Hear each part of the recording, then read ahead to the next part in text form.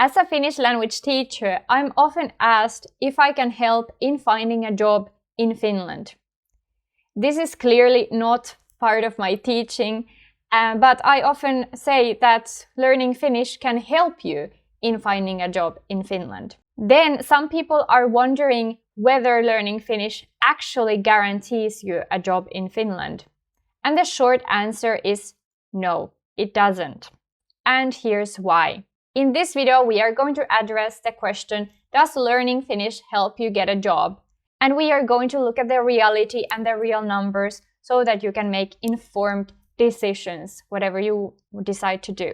Recently, I got a long comment under one of my course ads regarding this topic, and I had to remove it because it was the wrong place for this kind of complex discussion, but I wanted to address it properly in a video.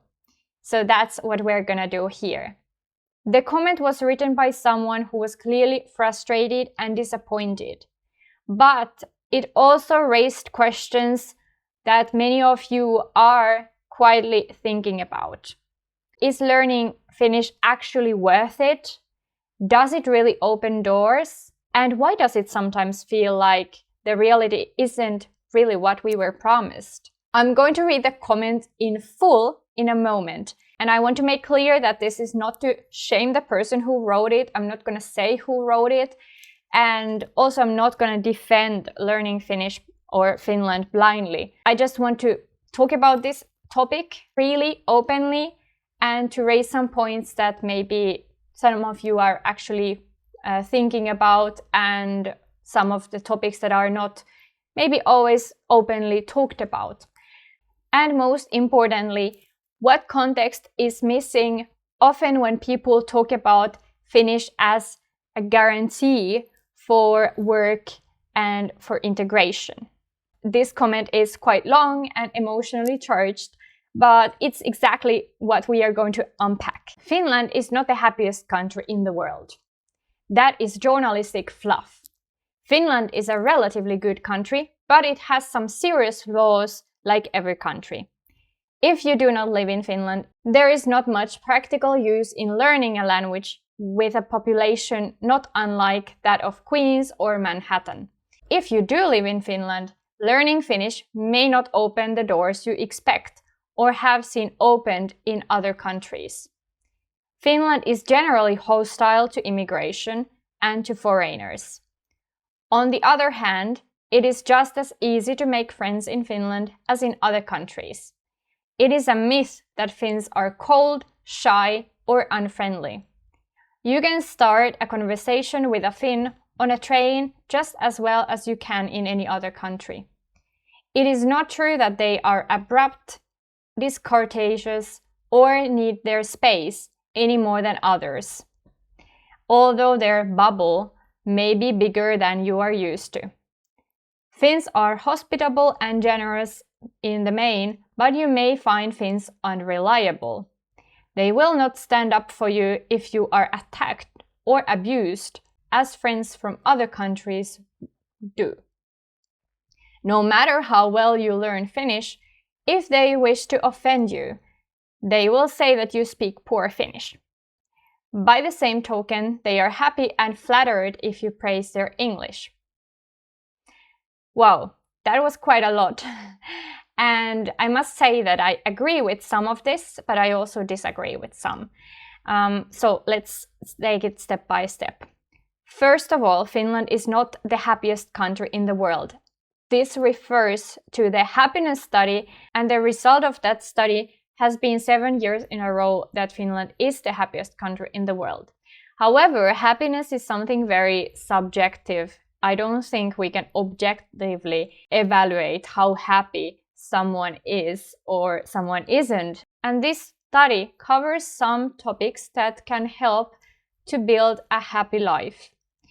For example, the security of the country and the institutions and how well the institutions work. And because it's a study, it focuses on some measurable things, right? So institutions, how corrupt a country, for example, is or isn't, How safe is it in the country? How many crimes are committed? And so on and so forth. But of course, this does not guarantee people's personal happiness. That's why many people might disagree with this. Also, some people are saying that Finns are not really happy, but they are content. In a way, I can understand where they are coming from, because in Finland we don't always very openly show our happiness or if things are going well in our lives. We often don't boast around that much. And even though we might feel very happy internally or feel at peace, it might not be very extroverted happiness. It might come across just as being content with things. And I would think many people are content with their lives in Finland. Whether they are especially happy is for everybody to decide themselves. I don't think we can ever measure this in a trustworthy way.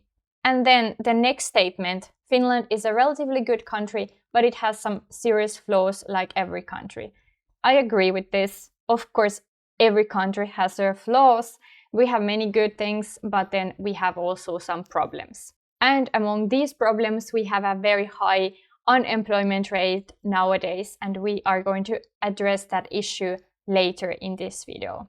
Then this person says that if you do not live in Finland, there's not much practical use in learning a language. In a way, this might be true, because if you do not have any connections to Finland and you are not interested in the culture or in the country and you don't live there, then what's the point of learning the language, right? But that's true for all languages, I believe. Like if you're not interested in the country or in the culture and you're not planning on moving there or being there long term, then you don't need to learn the language. And when it comes to Finnish, if you work abroad, you rarely need Finnish for work. Unlike you might need, for example, German, Spanish, or French, because they are very widely used also in professional life. However, there are some really good reasons why some people might want to learn Finnish, even though they do not live in Finland. Some have Finnish roots and they might want to connect with their roots and to learn more about the culture and the heritage that they have. And this is a very good and valid reason to learn about it. Or some people might have a significant other who's from Finland. And then even though you would not move to their country and you would live in another country, I would highly still recommend that you learn at least the basics of your partner's language. Maybe not to communicate with your partner in everyday life, because you might have English as a common language, for example, or some other language. But if this relationship is serious, you will most likely meet up with his or with her family at some point, and some of their family members most likely do not speak that fluent English or that fluent language that you normally use in your everyday life. Especially many elderly people do not speak that many other languages in Finland. They mainly speak Finnish. And also, if you're visiting your partner's country, it's nice that you understand something that's happening around you, right? And even though your partner's family and friends would speak good English or some other language, they most likely would also speak Finnish among themselves. And sometimes you can be just simply left out of some conversations, not because they mean to, but simply because it's way more natural for them to speak in their language. And they're used to that. They have been doing that their whole life with some intimate friends or family members. And if you do not know Finnish, you will be automatically left out in many situations. Also, if you are interested in the Finnish culture or, for example, in Finnish music, it's also a good reason why you might want to learn more about the Finnish language. Then, let's address this part. If you do live in Finland, learning Finnish may not open the doors you expect or have seen opened in other countries. As I said, at the moment in Finland, we have very high unemployment rates. And even many Finns are struggling at the moment. many have been laid off, even though they would have high level of education. So even if people who speak fluent Finnish and have many years of studies and work experience are laid off, it's kind of normal that it most likely will be hard also for immigrants who have moved to the country and most likely and have less language skills. Unless they have some other skills that outperform other Finns who are, let's say, at the same educational level, well, then the language skills are important in many cases. So what I would say is that the language does not guarantee you the job, but it filters whether you are applicable and able to do the job, or whether you can stand at the same level with Finns when you are sending the job applications or not. It's very unfortunate that we have this situation at the moment and that we don't have so many jobs available, or the jobs that are available are not really jobs that many are interested in. They might be, for example, part-time jobs that are not paying well enough to get by, or they might be specialized jobs that most people cannot even apply for because they wouldn't meet the criteria. Well, then there's this claim that Finland is hostile to immigration and to foreigners. I would disagree with this statement, although unfortunately nowadays Finland has got a lot of bad reputation due to our politics mainly, and due to some politicians who simply are racists. And in my opinion, it's a shame that they have gone so far and that they have even been able to get the position where they are in with that kind of attitude. I think it's really bad for Finland and for everybody. But also, in a way, I disagree, because I don't think that Finland in general is very hostile or anti-immigration. I would say it depends a lot on the person. There are, of course, some people who are always like this, as well in Finland as in other countries, and I do not agree with it. But then there are also many people who welcome immigrants and who think that it's necessary to have more immigrants in Finland and that it is something really positive, right? So I do not think that we can generalize this. Then on the brighter side, this commenter also had a positive experience that the making friends in Finland is not as hard as people often say. And I think it's in a way true, and I'm happy that you have this experience. I have heard also some of my students commented that they have actually made great friends in Finland, but the communication style is maybe what is simply different from many other cultures. And this might be the reason why some foreigners perceive Finns as colder and not so social. But even though people might not open up the conversation themselves, they are often very nice when you do so. So what I think might be needed in Finland is a lot more self-initiative to open up conversations, because in Finland, people value each other's space quite a lot, and they do not necessarily start conversations with strangers that easily. Then what I found very interesting is this comment about Finns being unreliable, because at least according to my experience, it's completely the opposite. I think in Finland, we value reliability a lot, and we try to always do what we promise. And if we know that we cannot fulfill some wish, we normally don't promise that either. But then they had this comment about Finns not standing up for you, which is very sad. Maybe this person had a very negative experience. I do not have this experience myself, and I have not heard about this myself. I guess it might happen, like it might happen in any place, that in some situations people don't interfere, although they should. And I think this is something that all of us need to consider, like in our lives. If we ever happen to be in a situation which is uncomfortable for somebody, you see someone bullied or somebody talked down to, do you really go and say something to those people who are being bullies or being disrespectful? I think we should, but I also think it's not easy always to do that. If you are not familiar with those people at all, you don't know if they're gonna react like with physical aggression as well. So maybe this is the fear that some people might have, that they do not act although they should because they are afraid. I hope these situations wouldn't happen, and they shouldn't happen. Then the last part is about language. What this commenter basically said is that Finns can use your as an excuse if they want to offend you, which is, I think, also very awful. I hope this is not common. I do not know as a native speaker if this is common or not, because of course I have never experienced this myself, and I have never done this to anybody, obviously, and I think it should not be done.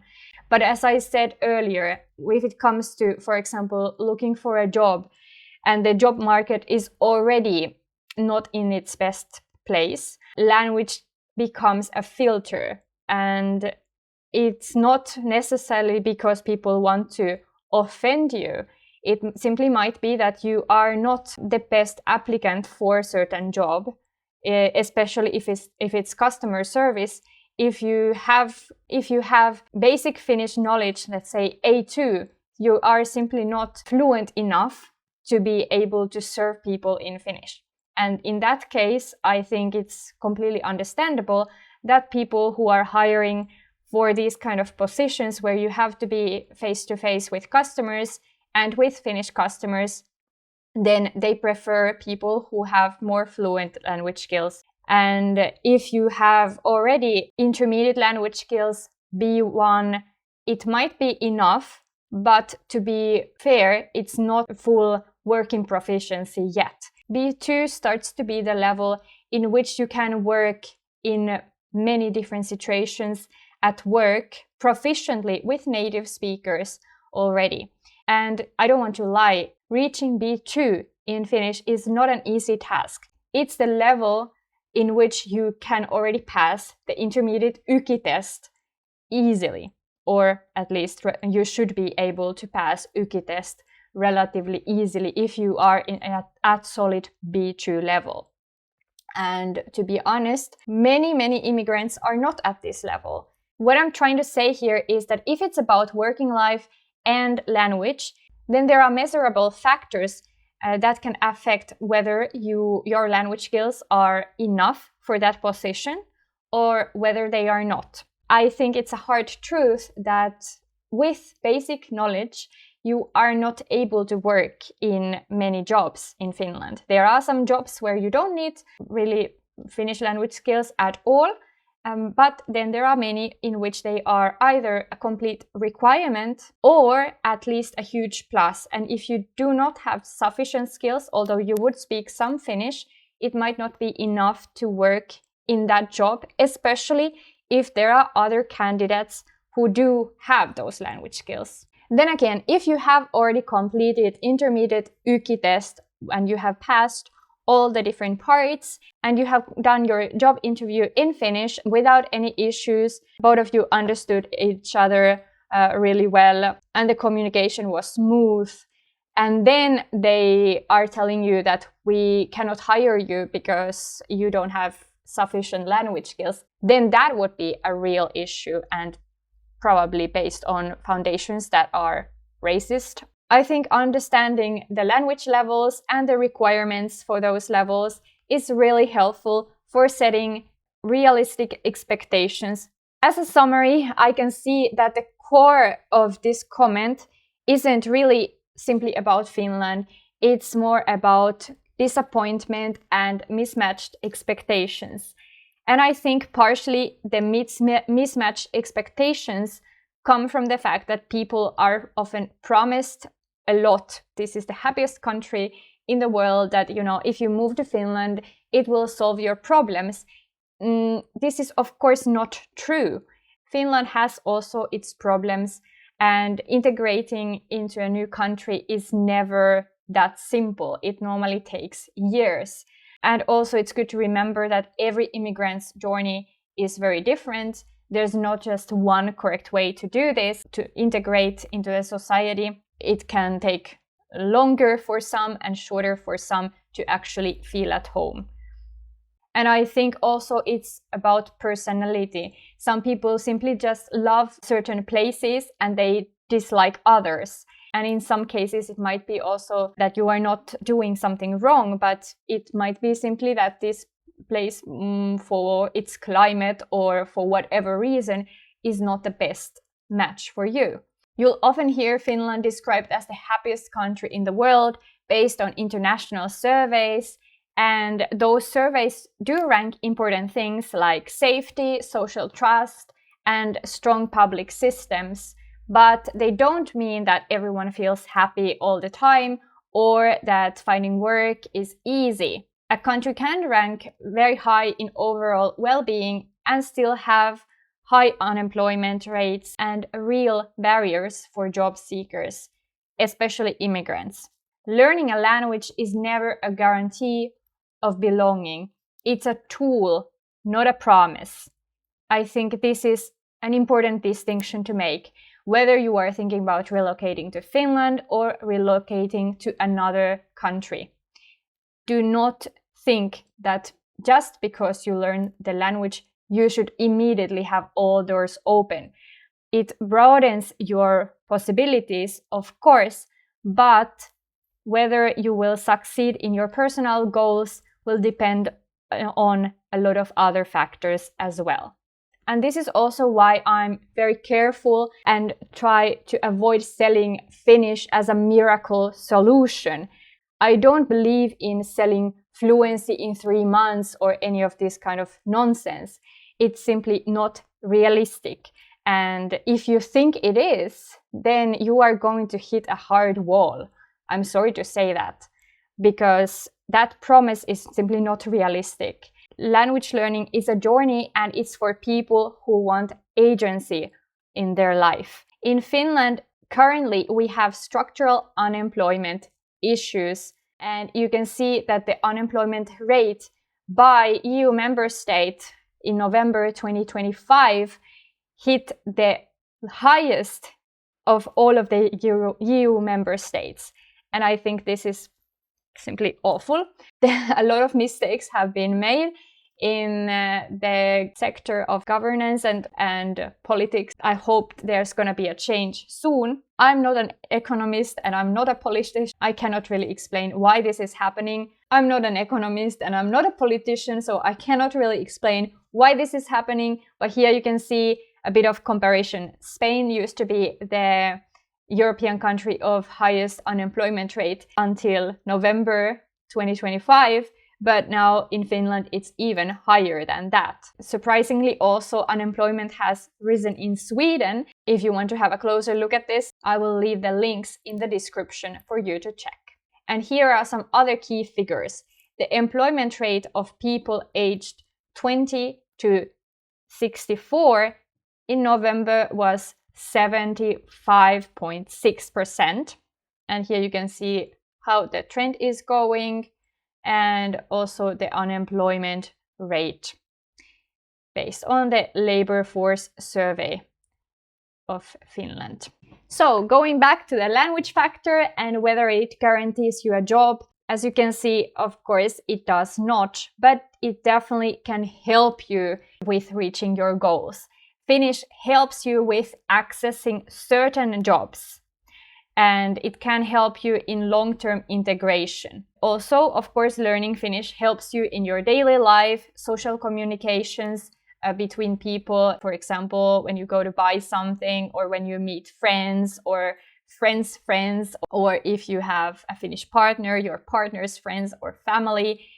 Later, when you have learned until intermediate level or higher, you can also do some bureaucratic stuff even in Finnish. What is also very important is that if you're looking for a job and you have sufficient Finnish skills for that job, you are not being excluded by default. So learning Finnish does not automatically guarantee social belonging and feeling that you are at home, because it depends on many other factors as well, about relationships with other people, and whether you have a nice place to live, whether you have enough income, and many other things. Nowadays, especially the competition for entry-level roles is very intense, and this can be seen also in many immigrants' struggle to find a job.